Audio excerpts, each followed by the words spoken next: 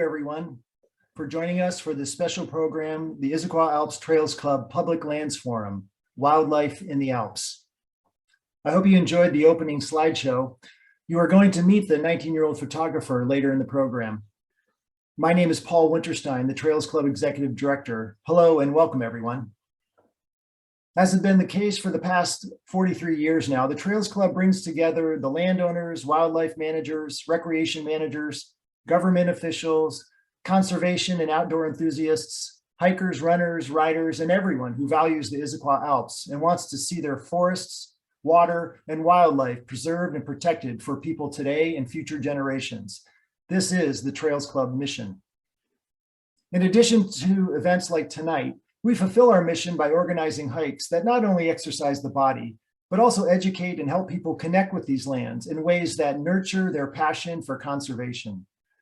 During our hikes, we educate on forest health, geology, native and invasive plants, recent human history, and more.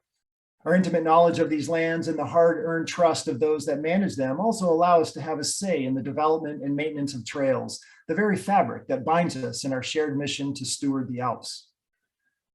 To our financial supporters of the Trails Club that are with us this evening or watching the recording, thank you.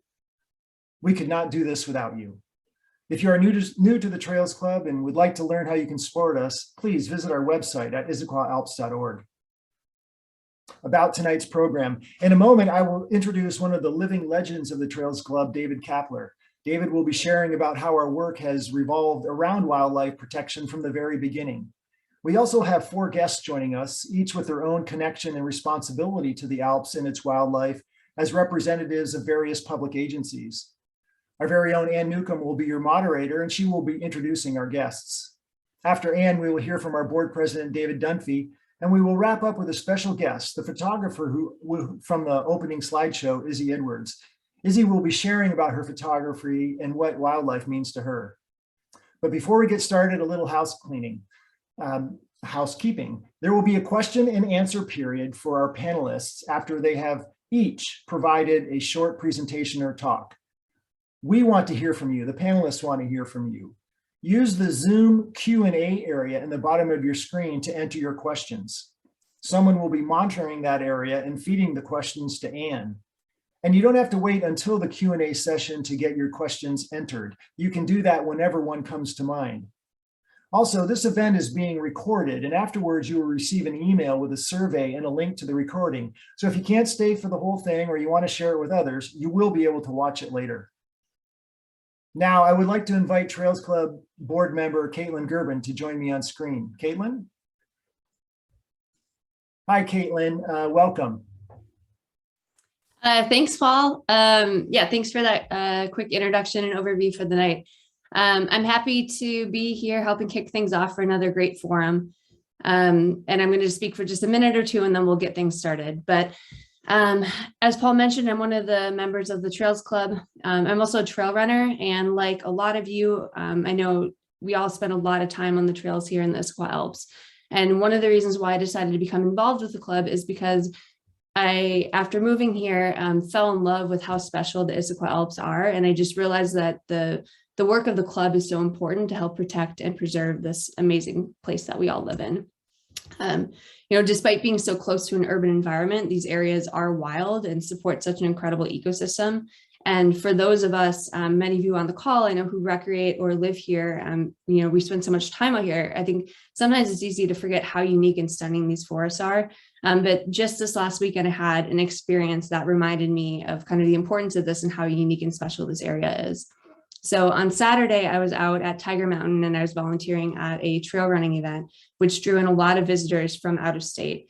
So if any of you watching were outside this weekend, which I can guarantee most of you were, you'll remember that it was particularly wet, super muddy and moody. To me, it was actually like the perfect time to showcase the Issaquah Alps. And it was amazing to just watch and see all these different people who aren't from this area experience their first day out in the forest there. Some people are coming from drier parts of the country, but there are also a lot of people coming from more urban areas and cities, all over the country. There was one woman who I talked to who just was sharing after her day out on the trails that she was overwhelmed with the beauty of the flora and fauna that we have here. In her short weekend trip while she was here, she saw a bear, a few deer, and then she was just talking about all of the trillium and greenery she saw on the trail, which is really, really different from where she's used to.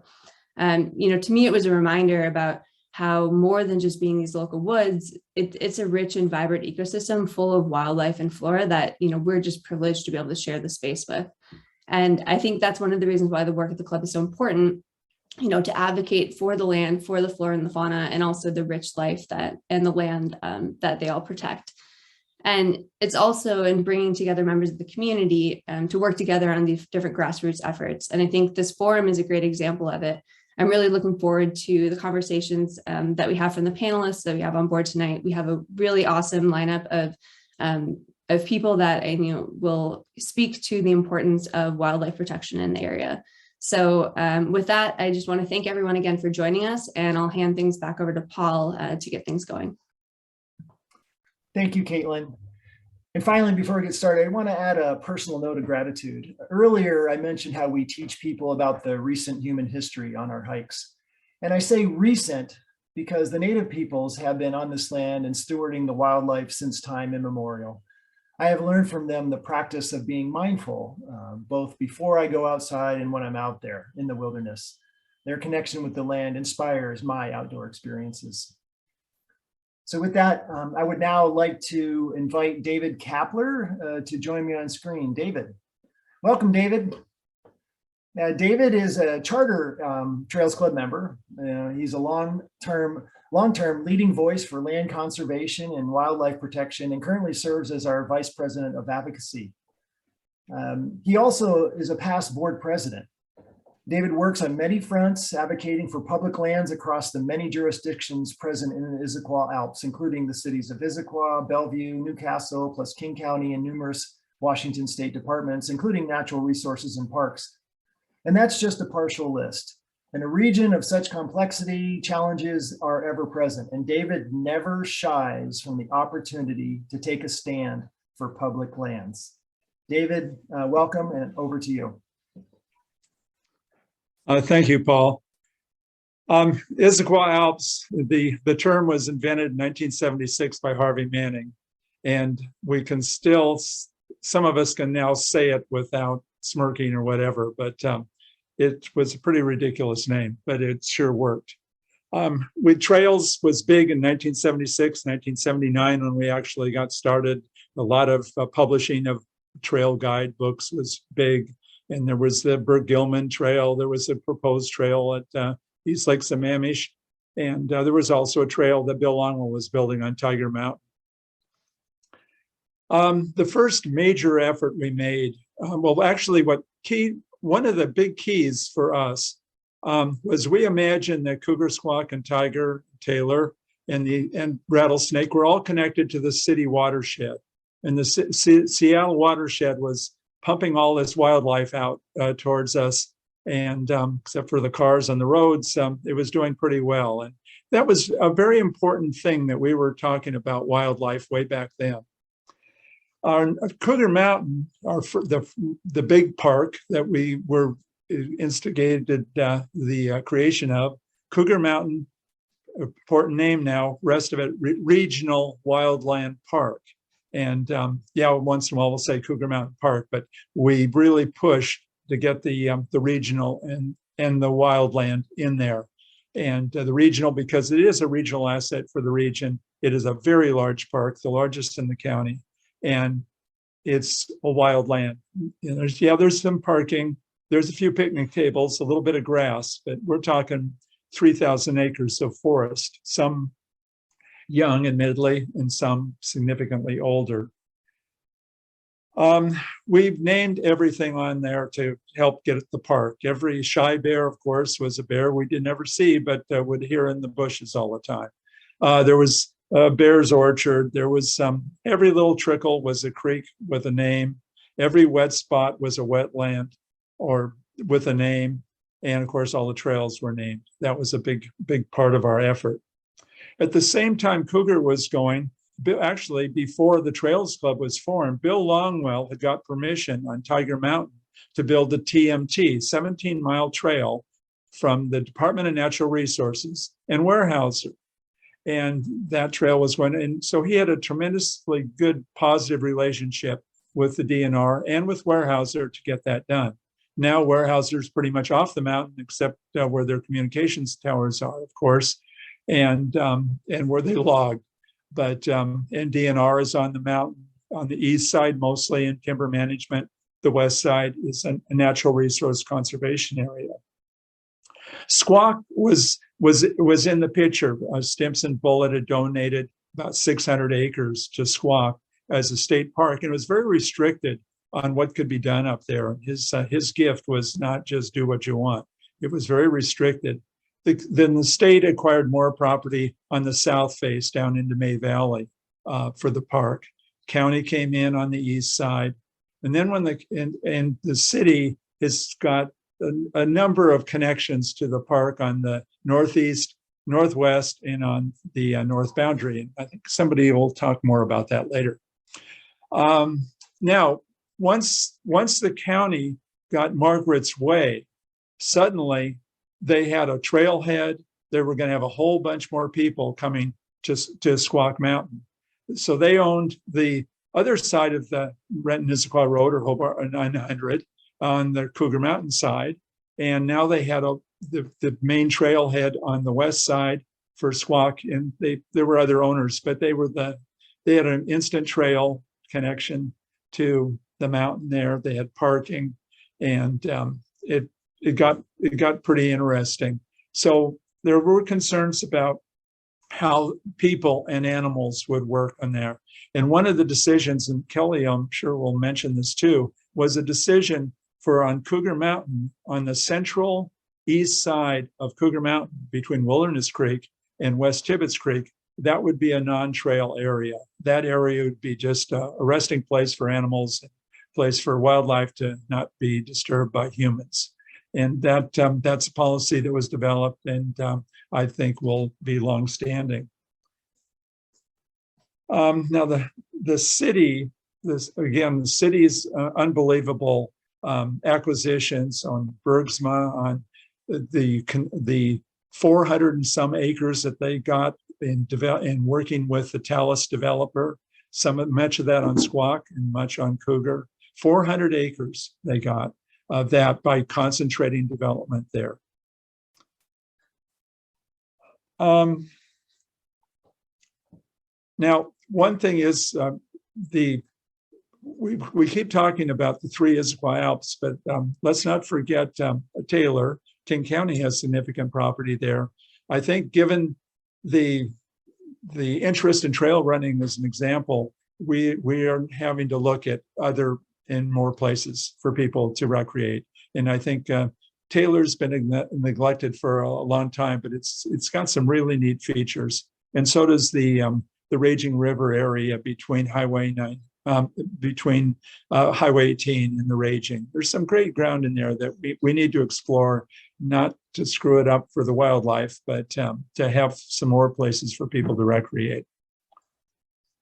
And then, of course, we have the biggest problem that the biggest disaster for me in my working on land use things since 1973 would be screwing up the connection between Bellevue's biggest park, the Coal Creek natural area, and King County's biggest park, the Cougar Mountain Regional Wildland Park, there at Lakemont.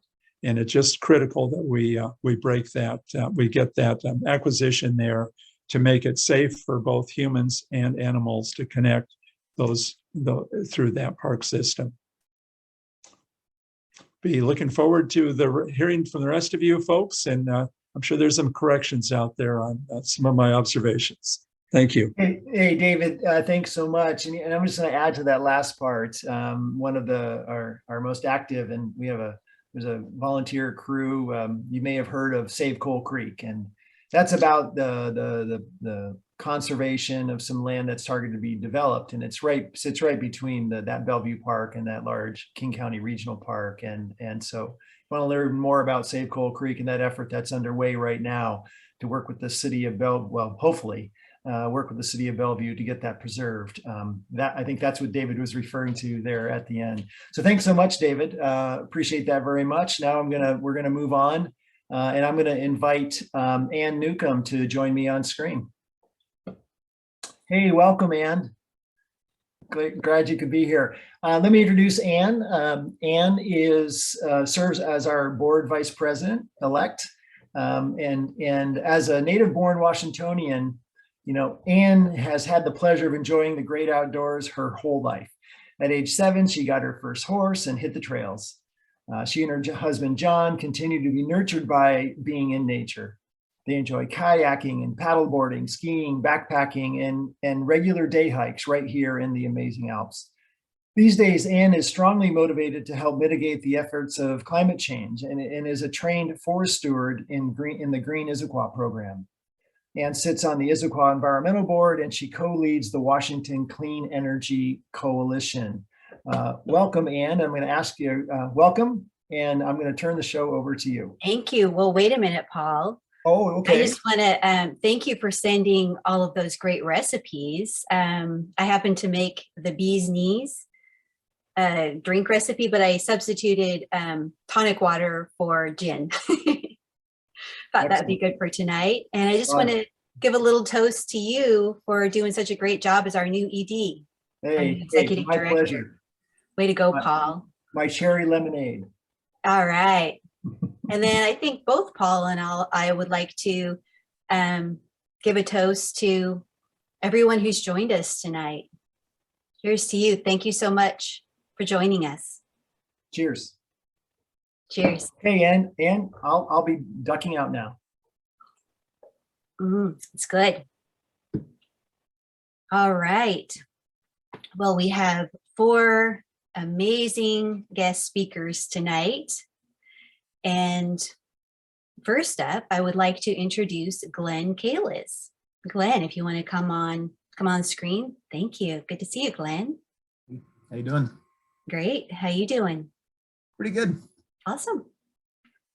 Glen is the habitat connectivity biologist for the Washington State Department of Transportation.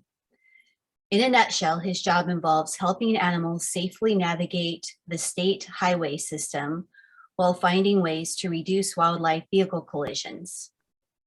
Glen has a passion for wildlife and spends his free time hiking, photographing wildlife, and volunteering for other wildlife-related projects, such as assisting with cougar captures for GPS collaring. That's all really cool stuff. Yeah, I'm lucky to be able to be involved with that. It's like a pastime. To really appreciate everything that you do. And we can't wait to see your presentation tonight. So I'm going to go ahead and turn my camera off, and it's all yours. Thanks. Let's see. Are you able to see the title screen of my PowerPoint right now? Yep. See it nice and clear. Great. Thanks. Well, good evening. My name is Glen Kalisz, and I'm the habitat connectivity biologist for the Washington State Department of Transportation. I'm a wildlife conservationist through and through. So what I'm about to say may shock you, but the widening of State Route 18 could be the best thing to happen to Issaquah Alps wildlife since the protection of the land.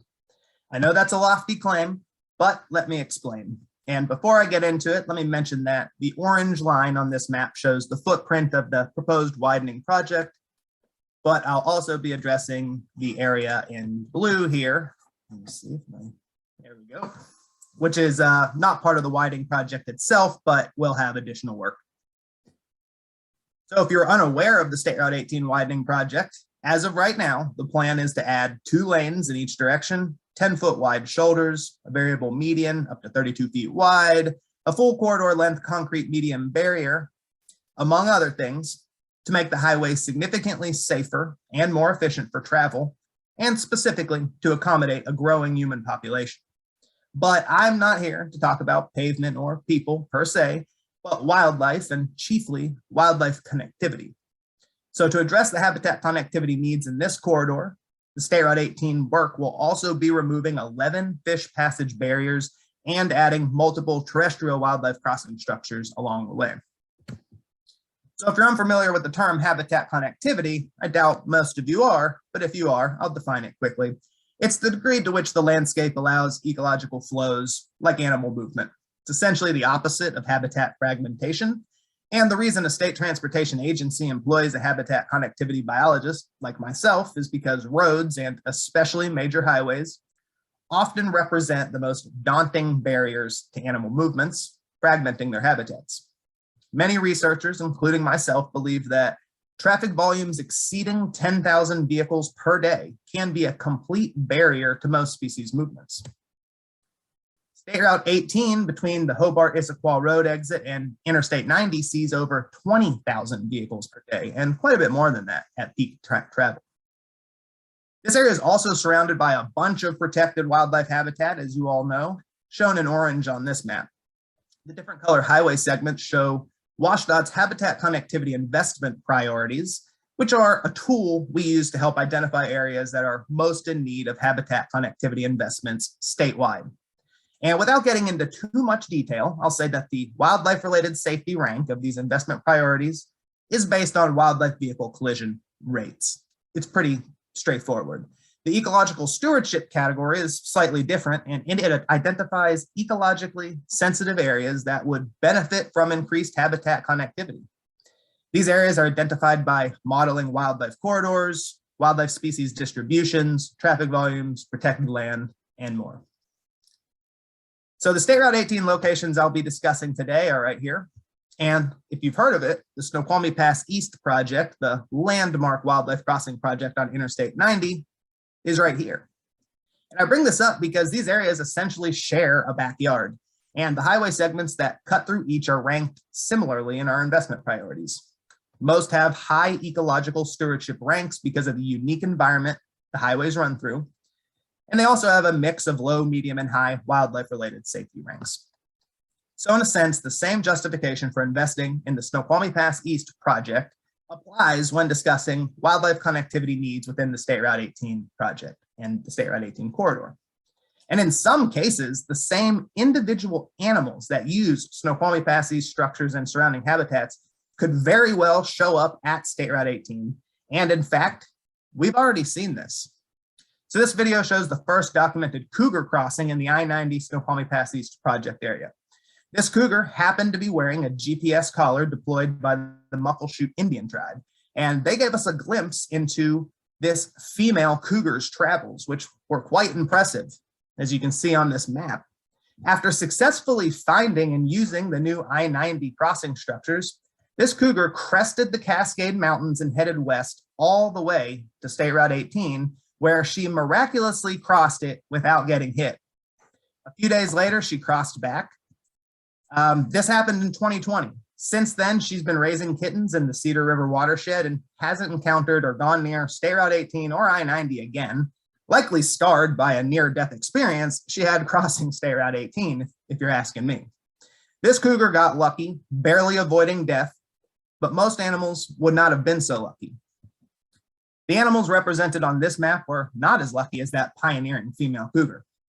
43 different animals were killed in this roughly 7-mile stretch of State Route 18 over a 7-year period, including another cougar, also tracked by the Muckleshoot tribe, a black bear, over 24 black-tailed deer, and a dozen elk, among others. Essentially the Pacific Northwest wildlife smorgasbord of roadkill.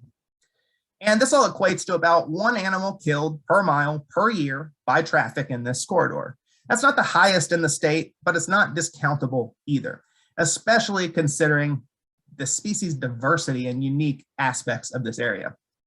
But the bigger problem, in my opinion, is that many animals stop trying to cross the road altogether as traffic volumes surpass that 10,000 vehicles per day threshold, making the highway a barrier to wildlife movement. It might as well be a 30-foot tall wall. And this cuts off important genetic flow. This map shows all of the cougars collared by the Muckleshoot tribe, excluding that pioneering female from the earlier example. State Route 18 over here and Interstate 90 up on the top are clear barriers to cougar movement, almost never being crossed. And cougars are one of the most capable species when it comes to maneuvering around roads and people.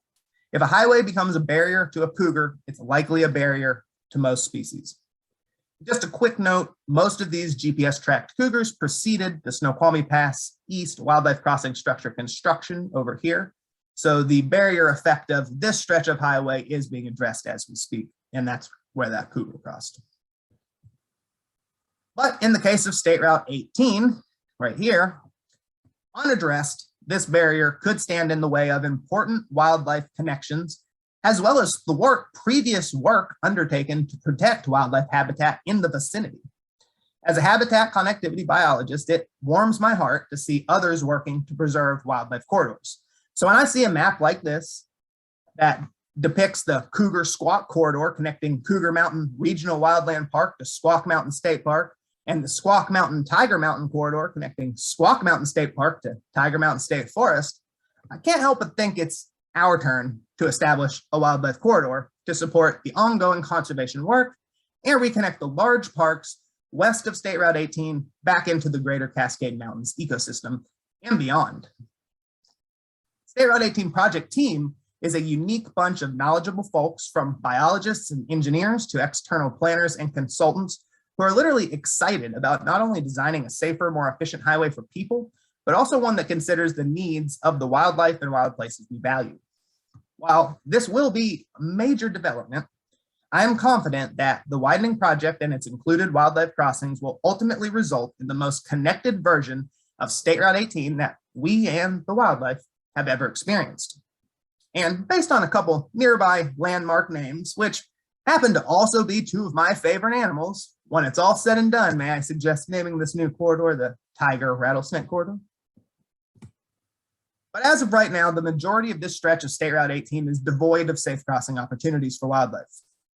Aside from these two pre-existing bridges capable of passing wildlife at the Hobart-Issaquah Road exit and the Raging River, little exists, making State Route 18 a barrier to animal movement, a death trap, or both. So what can be done to facilitate much needed habitat connectivity here?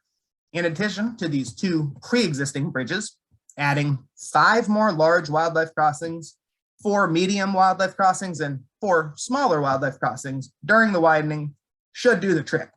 These will primarily be installed where fish-bearing streams cross State Route 18, simultaneously providing fish and terrestrial wildlife passage. We know that the pre-existing structures are functioning well for all species like black-tailed deer, big old bull elk, bobcat, cougar, black bear, coyotes, among others. But we don't have enough wildlife crossings, and we need to fill in the gaps along this section of highway with new ones capable of supporting the diverse suite of species that share this landscape with us.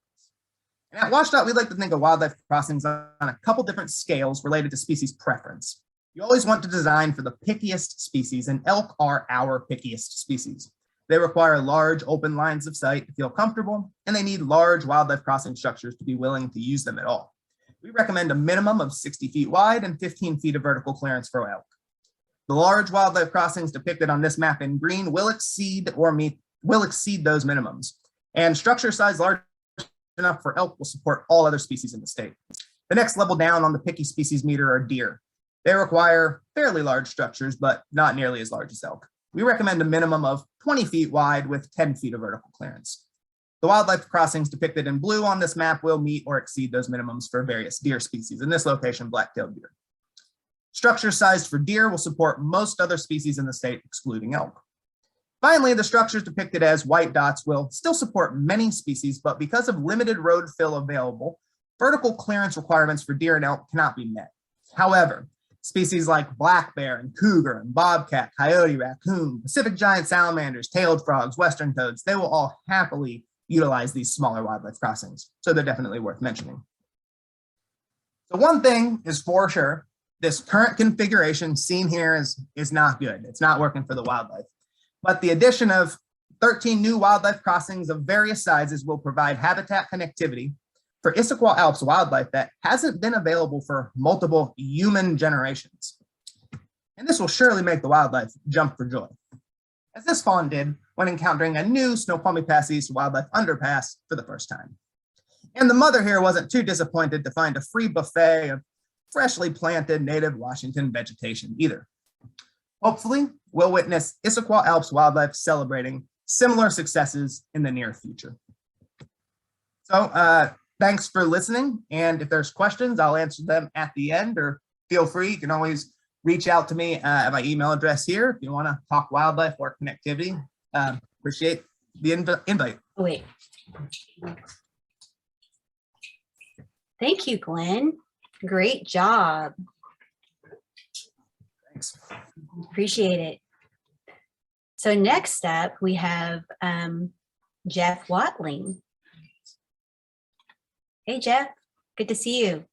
Man, it's great to see you. No doubt. So we've been very lucky to have Jeff as Issaquah's Parks and Community Services Director since 2016. Jeff has worked as a Parks and Recreation Director for over 20 years, leading parks organizations throughout the region, including Kent, and also Sammamish, where he helped acquire and improve significant natural areas as part of the Sammamish Park System. Jeff has a passion for public spaces and the role they play in supporting healthy communities and healthy people. All right, so now we get to see Jeff's. Yeah, thank you. Get to see your presentation now. I know it's going to be a good one. Along with healthy people, healthy wildlife. So I'm going to share my screen. Pardon me as I navigate here. I want to say, hey, hats off, Glenn. Thank you for what you do. That was fantastic. Can you all see the presentation now? Yes? Yes. Okay, great. Thank you. Thank you. That's great. Yeah, so unlike Glenn, I do not have the wildlife expertise that he does. So I think what's fun about a panel like this is you're going to get some different perspectives. So certainly as a lifelong city parks advocate and employee, I wanted to share a little bit about sort of our local system. And though we focus primarily on two-legged wildlife, we certainly do a lot and can greatly influence wildlife as well, and wildlife habitat here, not only in town in Issaquah, but how we obviously connect to those large and really important wildlife corridors all around us. So how we go about helping wildlife, protecting wildlife in and through the Alps. You know, as already touched on, I love that phrase that you had, Glenn, of habitat connectivity. We certainly hope, and it's our vision, as we connect parks and connect our city park system, we're also creating habitat corridors really on a day-to-day basis. But a couple of areas that I really want to highlight that we're quite intentional on in terms of protecting wildlife is both programmatically and some of the things we do with programs here in the city, and also how we look at land management. And as we make really important land management decisions for people, those are also really important land management decisions that benefit our wildlife. Programs I'm going to touch on are first our Coexisting with Corridors program. This is a partnership that we have done with the Woodland Park Zoo since 2012. It's a partnership specific to here in Issaquah.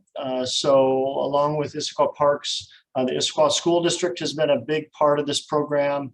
If any of you are or have been middle schoolers that have gone through Issaquah School District during this time, you're aware of some of the educational opportunities that the Woodland Park Zoo has taken there through the schools. We too were a big part of, and have been a big part of this effort. Matt Meckler, our park operations supervisor extraordinaire, I'm sure many of you listening or watching know Matt. He serves as our lead staff with this program.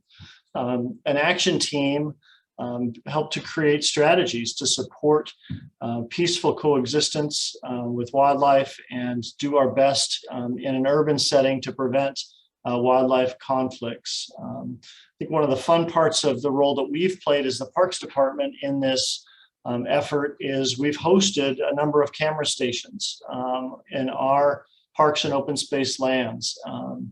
The pictures here on the slide, just to note 3 examples of what's really exciting to see is that, yeah, our city parkland plays a key role in corridors for wildlife, from bobcat in the upper photo to black bear and coyotes as well.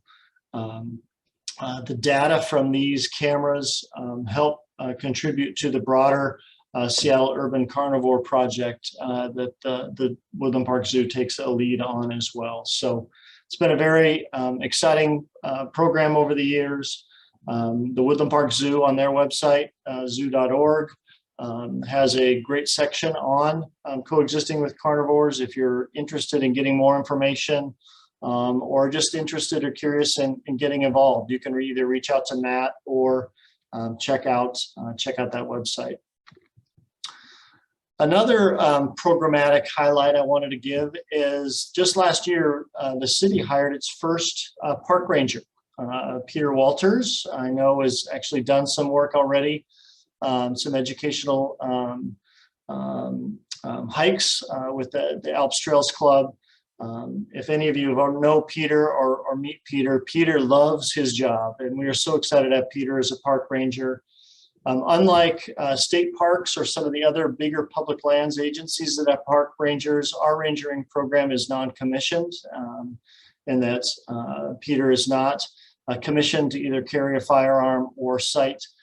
We really see that as important as an urban park ranger, just recognizing his role not only as enforcement and being that conduit with our public safety partners and police, but more being an educator and an ambassador to ensure there is responsible recreation going on, but also as a non-commissioned officer, what we find is, I think Peter's opportunities to educate our residents, our young residents, our older residents, and not only being good stewards of our parkland and being good responsible recreators within our parkland, but also educating on wildlife, and really excited about those opportunities as that ranger program begins to really take root. I mentioned land management and some of the opportunities we have. I wanted to highlight real quickly 2 acquisitions that I think really highlight our approach to acquiring land. Hats off to not only the Alps Trails Club, but the city of Issaquah for decades. Both councils and my predecessors as staff have done an amazing job of acquiring land over the decades here. We adopted the Park Strategic Plan, the most recent Park Strategic Plan in 2018. And one of the sort of the core themes and core goals of that Park Strategic Plan is let's finish the great work that's been happening. Let's recognize that we are a city park system that is here to support a growing population and all of the active and passive recreation needs of its residents. But the unique thing about Issaquah with this surrounding region of public lands around us is we're also a gateway. Our city park system really needs to serve and function as that gateway into the Alps. Many of you are familiar, and David mentioned the Bergsma acquisition. We don't call this the Bergsma acquisition anymore. We call it by its park name, and that's Harvey Manning Park. Harvey Manning Park, which was up on Kalisz, now I think is befitting a park worthy of Harvey's name, in that it really serves as a key corridor into the county regional wildland park beyond it. I know we're talking wildlife, but just a quick highlight on two-legged wildlife. We've been busy working on some trail planning and working with our partners at Washington Trails Association, as well as Mountains to Sound Greenway. I know David and some others in the Issaquah Alps Trails Club have also been helpful in beginning to lay out a trail design for 2 key corridors. One corridor that would really parallel Newport Way and would connect to the Big Tree trailhead. Kelly, who's the next speaker. Hey, Kelly, We continue to collaborate with our friends and partners at King County to work on making that really key connection and really an alternative trail experience from Newport. And then the other corridor is going from that, what would that be, sort of southeast corner nearest the transit station and nearest Tibbetts Valley Park up into and through the existing Harvey Manning Park and on into Cougar Mountain beyond. So exciting work, a lot of work ahead. Trail planning, trail design, trail permitting isn't easy or simple, but certainly excited about that work taking shape.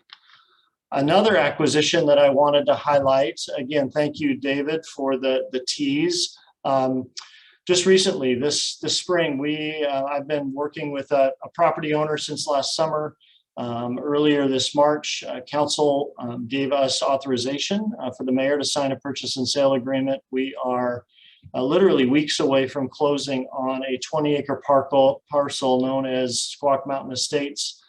We too, much like Harvey Manning Park on Cougar, really see this 20-acre piece as being a really instrumental corridor into Squawk Mountain State Park and the public lands around the state park. Obviously, much like Harvey Manning Park, with the goal of trail connections, much of this land, though, will also serve as a really vital wildlife corridor. As we're both doing park work for people and for recreating, we're so excited and really trying to do thoughtful work around habitat and wildlife corridors as well. And I see Ann joining me as my little cue. One last little plug, and timely, Ann, and that you yourself are a steward. One other key piece of land management is let's take care of what we got. Let's understand as we steward our public land, as we really make sure it's a healthy forest, as we make sure we are managing and making sure invasives don't take over our public spaces. We're being not only good stewards for people, but we're also being great stewards for wildlife. So a little shout out for Green Issaquah Partnership that started a couple of years ago. Alps Trails Club, you guys are a great partner in this. We in parks just see great things and a great future for really opportunities to get residents, to get volunteers out to help steward your 1,600 acres of public park land. So with that, thank you so much for letting me join in. Wow, thank you, Jeff. We have a lot to be grateful for here in the city of Issaquah, and one of them is you. Thank you so much. Next up is Kelly Heintz. Hey, Kelly. Kelly is a program manager with King County Department of Natural Resources and Parks. Prior to that, she was a natural areas manager for a DNR in the South Puget Sound region. Kelly secures grants and other funding to acquire high conservation value natural lands as part of the county's land conservation initiative. She engages the community around stewardship, public access, and use of those lands. Kelly is also the proud daughter of forest guru Jerry Franklin, and probably the kindest person on the face of the earth. Can't wait to hear your presentation tonight, Kelly. Oh, good. Well, thank you, and I appreciate that. I'm happy to be here, and this is, I love talking about this kind of work. So thank you for the opportunity. I'm going to share my screen, turn off my video there. Hang on just a second.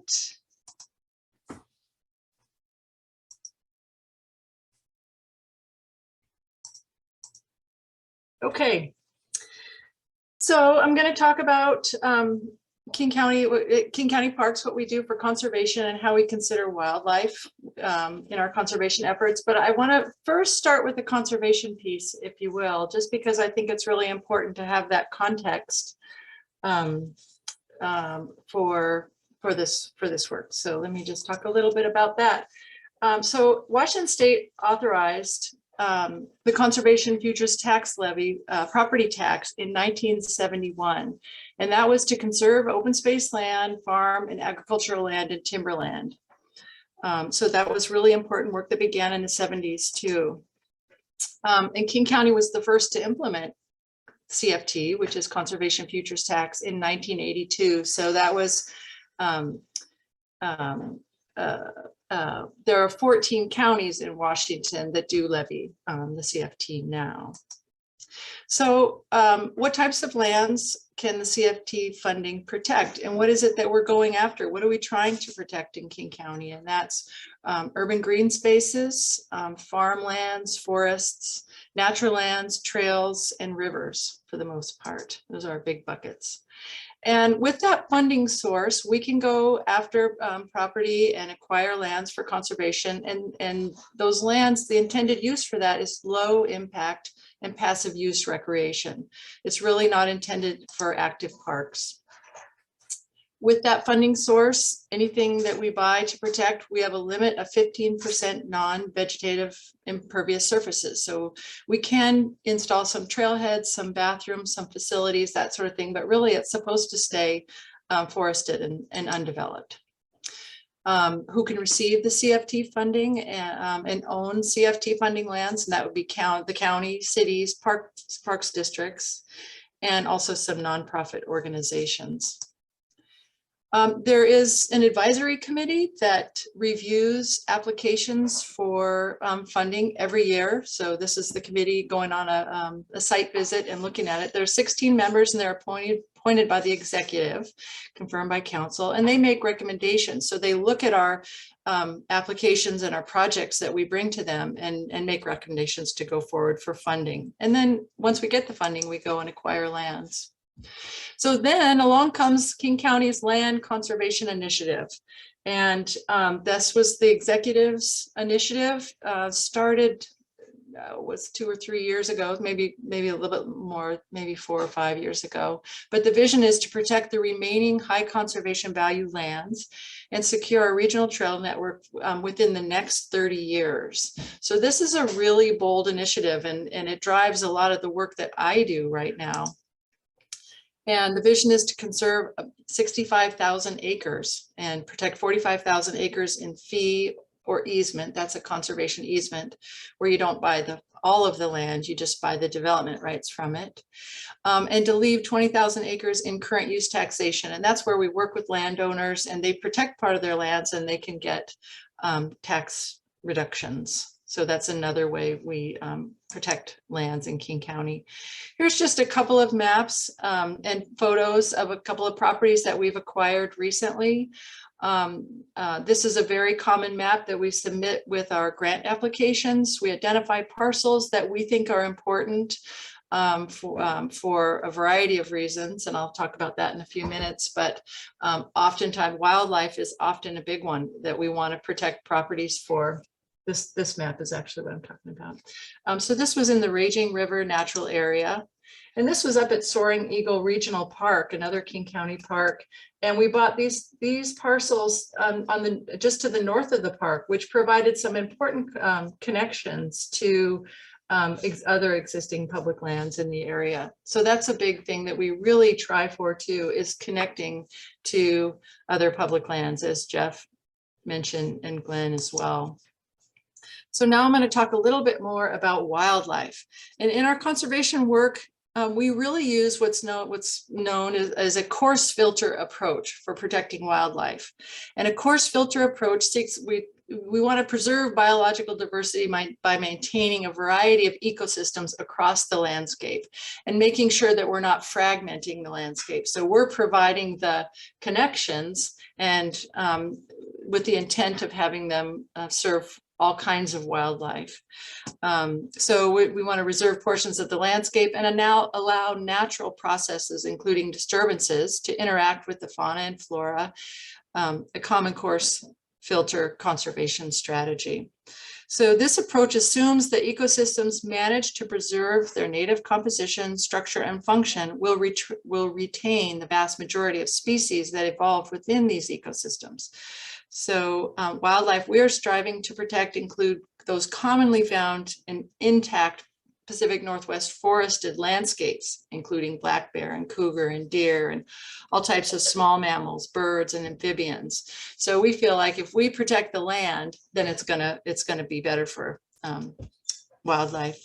Our forests provide habitat for some threatened and endangered species, including in our region, including the spotted owl and marbled murrelet. Our forests filter water and provide clean water for salmon and our orca populations that we care about. So King County is mostly focused on conserving upland forested areas. King County Parks is.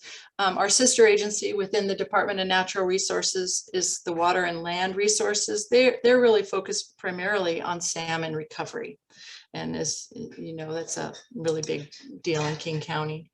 So this map I wanted to share with you, the brown dotted line is what's known as King County's Wildlife Habitat Network. And the urban area is shown in yellow and public lands are shown in green and light brown here on this map. On the eastern border of the Mount Baker Snoqualmie National Forest this is the Alpine Lakes Wilderness up in here, this lighter color. It is a really general concept, but it shows, it links existing natural areas and streams and connects open spaces at the landscape level. So protecting these connections to protect wildlife is a place to start, really. And then we zoom in closer at the local level when we're looking at specific acquisitions for conservation. So these are the areas that we want to be very careful to make sure wildlife can be sustained there, and they can sustain these routes. They're major travel corridors, and if we lose those connections, we lose critical habitat and put a lot of stress on wildlife. If you look in towards the Issaquah Alps, you see that the line, let's see, it traverses through Cougar Mountain over to Squaw Mountain and continues to other public lands to the east, south, and north. This is a map of Cougar Mountain, as you very well know. The first Cougar Mountain Stewardship and Master Plan that King County adopted was in 1981 when Randy Revelle was King County Executive. And it has really stood the test of time, but we really need to update that soon. So we'll likely in the next couple of years be coming to the Issaquah Alps Trails Club and other community folks to take another look at this to make sure that Cougar Mountain the forests are healthy and that we're continuing to protect wildlife there. The report back then in 81, it documented the importance of Cougar Mountain portion of the Issaquah Alps and how it supported protecting it as a wildland. The plan stated that the east face of the mountain links the park to extensive land stretching to the east to Tiger Mountain and the Cascade Range. And so that's really this area in here, it's labeled a habitat conservation area. That's what David talked about a little bit earlier. It's an important wildlife link. And it is a reason the area has been designated as a habitat conservation area. It says right on the map that park development and trails have been excluded to protect threatened wildlife. And please help nature's recovery by staying out of this section of the park. So we feel like it's important to not develop every square inch of our areas that we intend for them to serve our wildlife. And this is a really important connector. Our effort to acquire lands at Cougar Mountain for conservation have focused mostly on the edges. We kind of have looked around the edges to see where do we need additional lands. In 2014, we acquired the property just off of Newport Way because we knew we needed an access point in there into Cougar Mountain. And we have been continue to focus up here. We're working with the city of Issaquah. You saw Jeff's map with the trail network that's right down in here with Harvey Manning Park. So we're working really well with the city to connect those areas and make sure we're protecting it. And also we've been working up in some of these private lands. I think you saw on his Google Earth map, there were some lands that didn't have shading over them. And that's what those were these lands right here, and those are still private. We're working, we've secured funding to acquire some of those additional lands, and I anticipate providing some good news, hopefully to you in our efforts in the coming months. This is just a quick map I wanted to throw in here. It kind of shows how we do our work when we go to present a grant application. This is Judy Blancos. She's the basin steward in the Cedar River Basin. But she was looking here at High Point Way and in the High Point area and along East Fork Issaquah Creek. And, you know, she's identified some parcels that are important. So we kind of look and we begin to, they're right along Issaquah Creek and would provide important protections. And then we begin to work with the landowners as well. All our acquisitions are from willing landowners and at fair market value. So that's important to know as well. So one of the other things that we do to protect wildlife is forest stewardship. Once we own the lands, we do some work to improve the forest so that they function even better for wildlife. As maybe some of you know, we did some gap cutting and gap treatments on Cougar Mountain, where we went in and cut some of the trees to create gaps in the forest that mimic sort of more natural you know, functions, and that it might happen like a fire might come through, or a windstorm often comes through forests like that, and it will sometimes clear an area like that, a gap, and then new trees grow up, and then it creates more of a diverse forest, which is much better for wildlife. We'll be doing, as I mentioned, we're going to be doing some planning, and part of that will be forest stewardship planning, and we'd like the Issaquah Alps Trails Club to be part of that. Many of the lands that we do get in King County, the forests are fairly unhealthy, really. A lot of the lands are were previously managed for timber production and monoculture and you know, short rotations and that sort of a thing. So we're really focusing at King County Parks to do some more stewardship, and this is one of the signs that we did for Taylor Mountain. We've done quite a bit of work there. A lot of the lands are primarily dominated by alder forests, and what happens in an alder forest is they live till about 80 or something, 80 years old, something like that, and then they die off. And that leaves a lot of area to have all at once to have invasives grow up and a lot of shrubs that don't allow the next forest to take root and grow. So we've done, we did some cutting at Taylor Mountain. Maybe some of you have seen, we planted over 75,000 conifer species on Taylor Mountain. And I'm not sure how many conifers we planted at Cougar, but we did a lot in those gap cuts. So we're working really hard on our forest stewardship as well. And that is all I have for you today. I hope it helps explain how King County is working to conserve important landscapes and protect wildlife. Thank you, Kelly. And yes, the Issaquah Alps Trails Club would love to team up with King County anytime. Good. Thanks a bunch. We'll see you at the question and answer. Okay. Good job.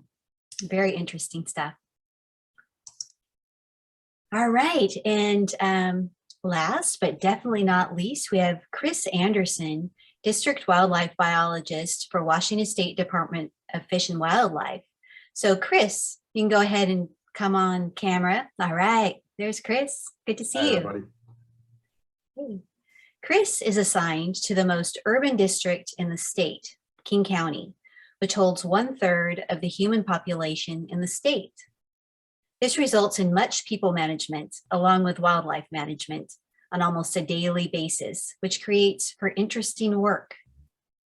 Chris has been at this since 2006, so it is safe to say he has some really interesting stories. Hey, Chris. Looking forward to what you have to say. Yeah.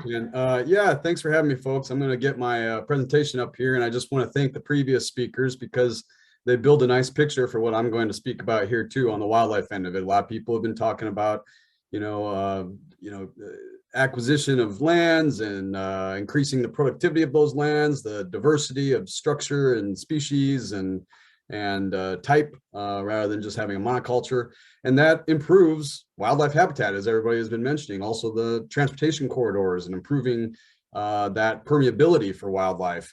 brings these animals in and around us. They're already here, but that makes it even easier for them.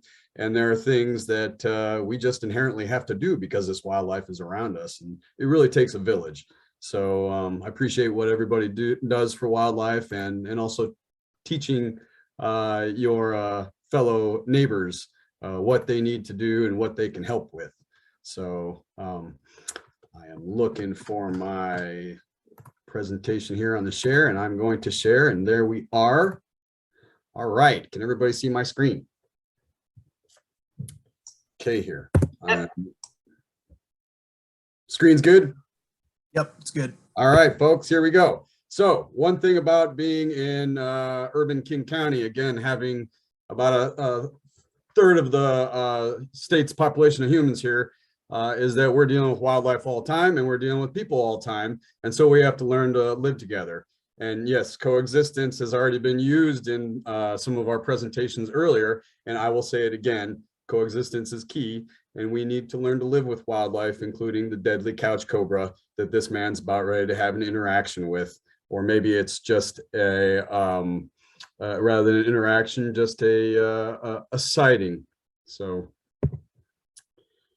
we've already talked a little bit about bear. Yeah, the department, Washington Department of Fish and Wildlife, will agree with Glen and Kelly and others that there's a lot of bear movement in the greater SR 18, I-90 area there. Just recently, we have been working to trap bear, and in the last month, we've trapped at least 3 bear, I think more, but personally off the top of my head, at least 3. And we know they've been moving through all of those areas: cougar, squawk, tiger. They get around. So, and that's just an example of a real life species, multiple individuals in that area. And it definitely happens with all those other species that Glen was speaking to earlier as well. With a recent study, you know, the department was curious about bear. We hadn't really done population estimates. Well, they'd all been based on research in the 70s. We had done some estimates, but we thought that things need to be updated as far as the determining abundance and estimation techniques, etc. And what we found was what a lot of people understood thus far is that, you know, primary productivity influences the bear numbers, except for when you get near human development. Human development becomes a stronger predictor of the abundance of bears.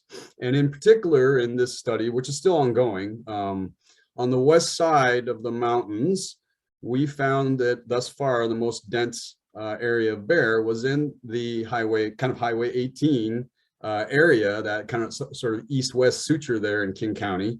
Not the highest in the entire state thus far, but highest on the west side, higher than farther north, North Cascades, where it's more natural. And the thought behind that is really that it's because we have people living there too. And so these animals can kind of go back and forth between natural food and people food. And we'd much rather them spend time on natural food than people food. So, and I know a lot of people that live in this area would also much rather spend more time on natural food than their garbage or their compost or their chickens or et cetera, et cetera, et cetera. So, so on average here, you know, just a quick number, but, you know, they found about, and these are our bear specialists, bear and cougar specialists that did this work. And if you're more interested in the broader picture of this, Dr. Lindsay Wilfo out of WSU, who now works for us, her PhD summarizes a whole lot of this in much more detail.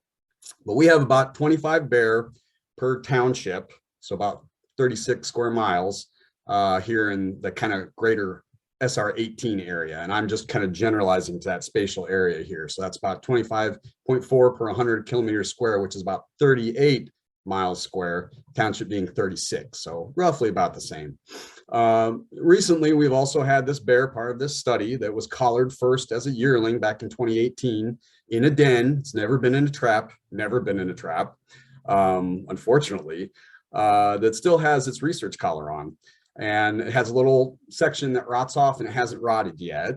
And it has caused an irritation on this bear's neck that is not bugging the bear, but is very aesthetically unpleasing. And further, this bear has now become habituated to that landscape, per normal for lots of those bears. It's been getting in trouble and getting in things that it shouldn't have. And it's gained a lot of weight rapidly. So it's bigger than what it should be for its age. So it's a fat bear, like most bears in that area. They're fat bears because they're doing the wrong thing and then they're doing some of the right thing. So we're looking for sightings of any collared bear in that Issaquah Alps area. But again, collared bear, we've had a whole lot of sightings recently for uncollared bears, but not collared bears. So this bear is very wily. It doesn't like traps, and we put traps in and it goes away and all the other bears move in and start getting trapped. So we're looking for this bear, and it's just doing its thing. So we appreciate the help with it from the community. Another thing about bear that we've talked about is, again, keep your attractants down. I won't go into that. I know many of you are very savvy at that with being part of IATC, but your bird feeder alone is around the amount of calories that bear needs in one day, just in one little packet. So it's much easier to go get that bird feeder and be that little circus bear than to eat berries all day in sedges or clovers. I love the picture Kelly had. It was a bear doing what it was supposed to do.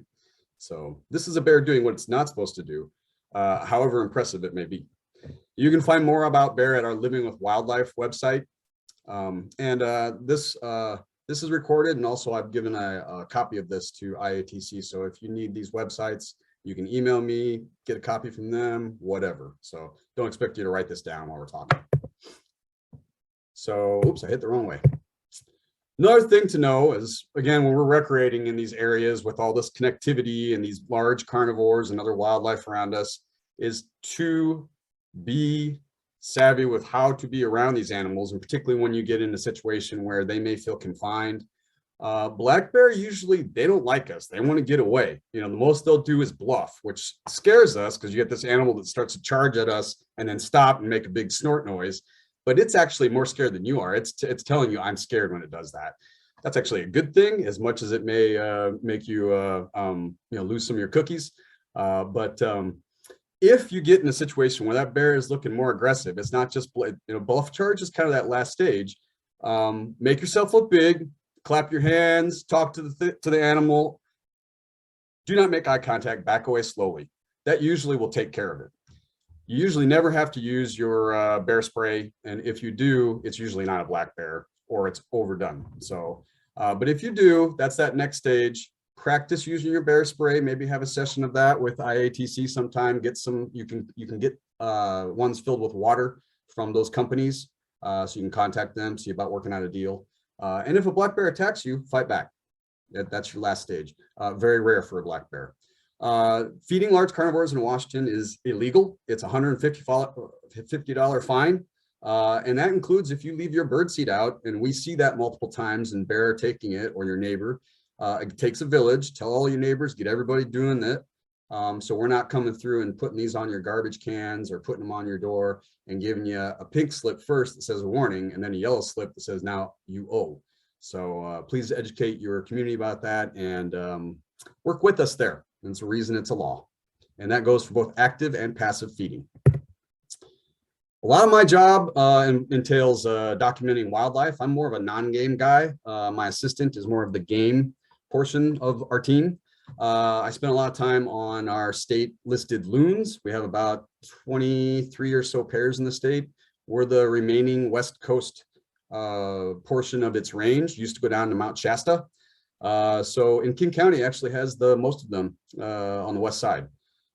So not speaking just to loons, but what I recommend is that you go to our website or put in species of greatest conservation need, WDFW, and learn about these species that we're documenting. These are species that are under our state wildlife action plan, which all states are required to have by the federal government, which really helps drive federal and state listing. We get information, synthesize it, hand it to the feds. They give us funding for these surveys. It's a relationship. And a lot of folks are not familiar with state wildlife action plans. So I encourage you to read about it. And when you find animals, please tell us. We have our Report Wildlife website. We have a direct link to that species of greatest conservation need, where you can just maybe go report the western toad that you found, which is very rare in the lowlands of King County because of lack of connectivity and lack of larger contiguous forest. Our Highway 18 area is it's kind of that borderline where we still get that animal actually. So we're looking for these animals. We can't be everywhere. There's about 30 of me throughout the whole state. We definitely can't be everywhere. So we rely on the village. So So go to this website, check it out. Tell us what you're seeing. We've had some news on African clawed frog, which is a non-native invasive species in the state of Washington. It is prohibited, and people have been releasing them, unfortunately. We've had some released in the Sammamish area, so we'd like people to be reporting those to us. They eat everything. I trapped them out of the original pond in North King County, and that's all I trapped. The bullfrogs were gone, for example. And there's one eating its own tadpole. So if you go to that Report Wildlife website, there is a Report Exotic Invasive Species there too, and you can report any exotic invasive animal or plant, anything like that, to the Washington Invasive Species Council there. We also have bats that, unfortunately, in the winter 2015-16, we found we have white nose syndrome. It's a disease caused by a fungus that's an exotic invasive fungus from Eurasia. It was first found in New York, and it has since spread to 38 states and 7 provinces since that winter 2006, actually. So we got it here in 2015. We've been tracking it. We've been looking at which species have it in a given county, the prevalence of it within that species. So we're asking folks to tell us when they see funny bat activity, also when they find colonies, etc. And you can also get a direct link to this off that Report Wildlife website. So, and then here's a direct link to that site as well. But again, you can get to that site just by going to our Report Observations website. So, and here are a couple bear in King County doing what they're supposed to do, a yearling and its mama up the Middle Fork. So this is what we want to see wildlife doing, and all the efforts that folks are doing locally with connectivity, habitat improvement, that keeps this happening. So thank you all. And if you have questions, shoot me an email or give me a call. And I want to thank the Issaquah Alps Trails Club for having me. Well, thank you, Chris. What a great presentation. And I have to say, I love the picture of you with the loon. Yeah, and I want to. Oh, go ahead. I was going to say, every once in a while, we have a partner like, for example, Campbell Global Tree Farm, the timber company, also Hancock in the past as well, have been both very supportive of our loon work, and they've helped us secure funds for getting some bans on these birds so we can ID them and see about turnover, etc. Oh, that's great news. Thank you. Well, hey, I would like to invite all of our other guest speakers, very special guest speakers, to come back on camera so we can start with the question and answer portion of our evening. And I would also like to introduce Sarah Lay. Sarah is the project manager for State Route 18, the State Route 18 widening project from the Issaquah Hobart Road to Deep Creek. And she is here to answer any technical questions that you might have. All right, well, my first question is going to be for Chris. Chris, hey, have you ever seen a bear paw print like this before? Not one quite like that, but boy, that one looks tasty. It really is. and those are maybe, well, they're both exciting actually. Seeing a regular print, but also having a very special one like that would also make my day. So particularly if it was peanut butter and chocolate. It just happens to be, and I wish I could send it your way. That's okay. My aunt-in-law has supplied my family with a copious amounts of a large pound cake as of this evening. So oh my gosh, doing okay. Lucky you.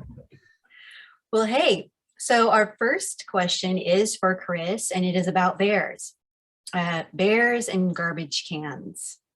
They get in both rural and city areas, and it is a problem. A region-wide approach for the problem would be great. Do you have any ideas, Chris? Yeah, well, yes, we get this question a lot, and it's a very, very, very good question. The department has talked with Republic, Waste Management, et cetera, many, many times, and they've been very good. It really, where we make headway is when you go to your city decisions, your municipal decision makers, and say, well, when you renew this contract with Waste Management, with Republic, et cetera, we need you to discuss putting in bear-proof cans, either as a across the board, going to happen in this area no matter what, or what they've done in some other areas where voluntarily they'll support it if the people say, yeah, we're going to do it. That is a little bit harder because then you get this piecemeal thing, which, you know, you can guilt your neighbor. Hey, man, you're attracting the bear. Come on, you know. But unfortunately, the way contracts are set up at local municipalities and the way that the waste management folks do this as a business, it runs contract to contract. So it's kind of up to that contracting process. Now, what the department's doing is, we have a wildlife conflict specialist. I actually just lost my wildlife conflict specialist. He's still with us. He went north. He's got family up there, so we're going to be rehiring one. But our wildlife conflict specialist goes around, spends a lot of time with people and bear, spends a lot of time putting those things on people's garbage cans, spends a lot of times telling them how they can button up their properties so they have less propensity to attract bear and habituate them. Because once the bear get used to being in your yard, it's all over. They're happy, and they're like, hey, I'm going to go back and forth to that human park and then back to kind of more treat area where I live, and let's go visit that human park again. You know, it's a park for them. They're getting everything they like. So, you know, and so that's where it's really on us, and it's really on us as a village to keep those bear wild rather than letting them, you know, feel comfortable there. You know, and the trash cans are one piece of that, and that comes down to the individual basis currently when you can't change the contract, and the contract that means needs to be put on pressure with the local municipality, and it's tough because, you know, they have budgets. So Yeah, no doubt about it. Well, thank you for that great answer. Kelly, so you might have already answered this question, but if you have any more tidbits on it, can you share King County's vision for assuring adequate habitat and corridors for wildlife, and how you partner with other agencies as part of that vision? Sure. Yeah, I did talk a little bit about King County's land conservation initiative. Really documents an important vision for, you know, it's sort of the idea that really we've got a limited amount of time before, you know, we run out of options here, and so we need to protect the last remaining lands for conservation within this next generation. You know, that that we have really important work to do now.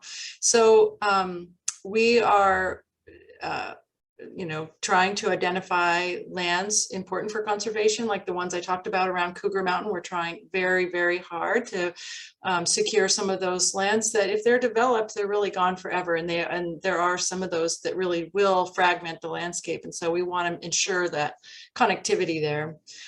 So we're working with landowners, and as I mentioned, it's all voluntary. All our work is voluntary, and it's with willing sellers at fair market value. So as you can imagine, the real estate, you know, market these days is kind of wacky a little bit. So anyway, and we work with anybody that will work with us. I know David Kapler has called me many times to suggest certain properties that are for sale, or, you know, what are you doing about this one, or yeah, or make sure you haven't forgotten about this other property. And that's been really important and has been very helpful for me. So, you know, we've partnered with the Issaquah Alps Trails Club for many years, and appreciate that work. You know, you guys have a good sense of government and how we work, and you're able to nudge us when at the right time, mostly. We also work with the city of Issaquah. We worked with Jeff a lot on different properties.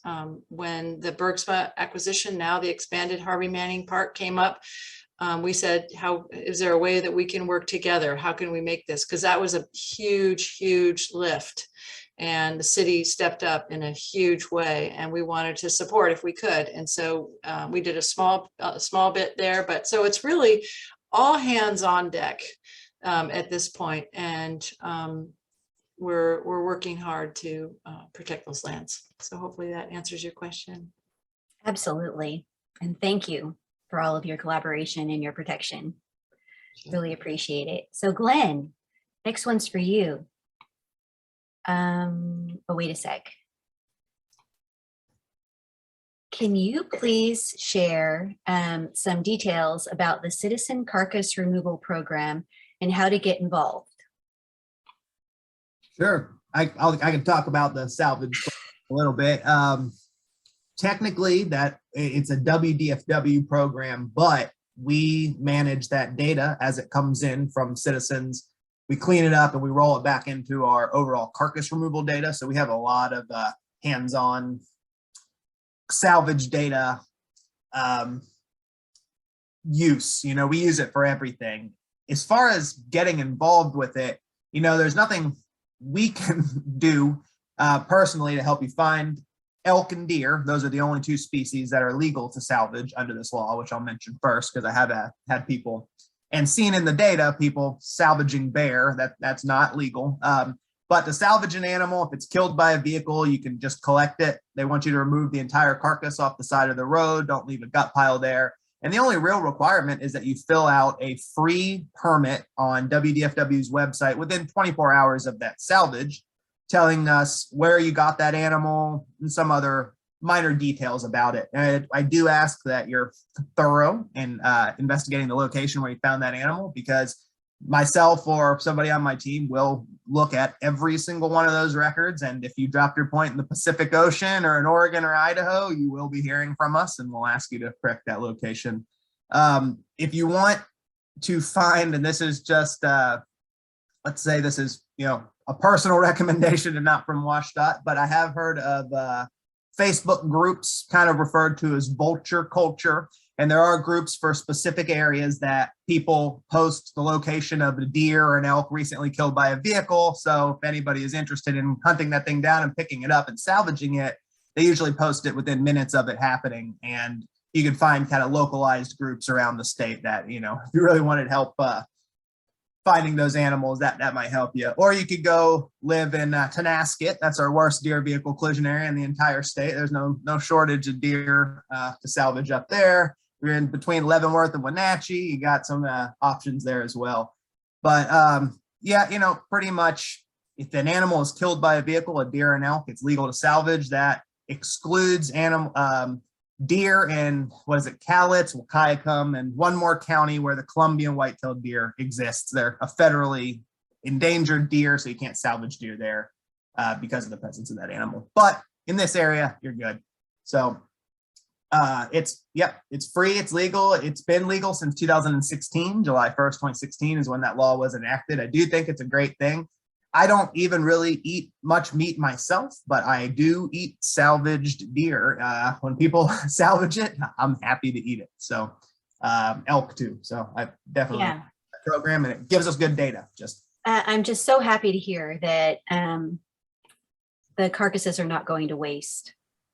Yeah, and let me add on to that and say that if these aren't salvaged, what we do is we move them out of the road, we take them out of the clear zone, and we leave them in the natural environment. So if people aren't eating them, all the scavengers are. Oh, that's great. Don't want to be attracted to the side of the road. There's very few actual pit sites where we pick up an animal, remove it from the location, and take it far away and dump it somewhere else in a pile. We don't really do that anymore. We usually leave them in where they were killed. So there's still some benefits to wildlife as well. That's a very good point. Well, thank you, Glenn. So Chris, I have another question for you. My fellow board member, Tom Anderson, says that this is a Sasquatch dropping. Have you ever seen one of these before? Can you verify that? I think I've heard those called Texas haystacks too. I'm not sure. Anyways, no, never seen Sasquatch droppings, but I think that's why I understand Bigfoot, Sasquatch, however you want to refer to him, practices leave no trace principles and is an expert at it by not leaving his scat behind. Even he packs it out. So absolutely. In fact, I think look over your shoulder there, Ann. Oh my gosh! Oh whoa! Sasquatch, he joined us. He's making himself seen. What a special treat! Wow, gee. Well, I hope you don't mind Sasquatch. I've also heard these are edible. Yeah, I don't know about that. Sasquatch likes to leave no trace. It's kind of just like chocolate. Put a bunch. So you had a question. Yeah, I do. So some of us like to keep our properties wild for the habitat. And we would like to know what more we can do and what resources are available to help influence our neighbors with more manicured yards to adopt practices that create healthy habitats for wildlife. Sure. I think that's a great question. You know, the department, we have our Habitat at Home, used to be called the State Backyard Wildlife Sanctuary Program. And so we have that as a resource as far as local on the web. Also, a retired biologist by the name of Russell Link wrote a local book that is out of print, but you can still purchase it. It's Landscaping for Wildlife in the Pacific Northwest. I recommend it. It's great. Russ did a great job. Russ is still kicking around and landscaping the heck out of his yard, even though he's already landscaped the heck out of it. So having a good time in retirement. And I'm sure he sends his best to everybody. And then also, you know, National Wildlife Federation and King County, as far as local, have very, very good resources on what I call habitating, planting native plants and non-native that are non-invasive. Which is one reason we have Anna's Hummingbird here. I always tell folks that if they're upset with Barred Owl, they should be upset with Anna's too, because they both got here due to human landscape changes. So anyways, but yeah, National Wildlife Federation, King County has their landscaping with native plants website, which is fantastic. So there are a few resources right there, and I could probably go on. So. Fantastic. Well, we're running a little over. Hopefully people can stay on a little bit longer. I've got one more question that I want to ask Glen, and then and then Izzy is going to tell us about her art. So Glen or Sarah, how does WashDOT determine where to put over or underpasses? What criteria are used to determine this? And why would an overpass be chosen versus an underpass, or vice versa? What type will Highway 18 use?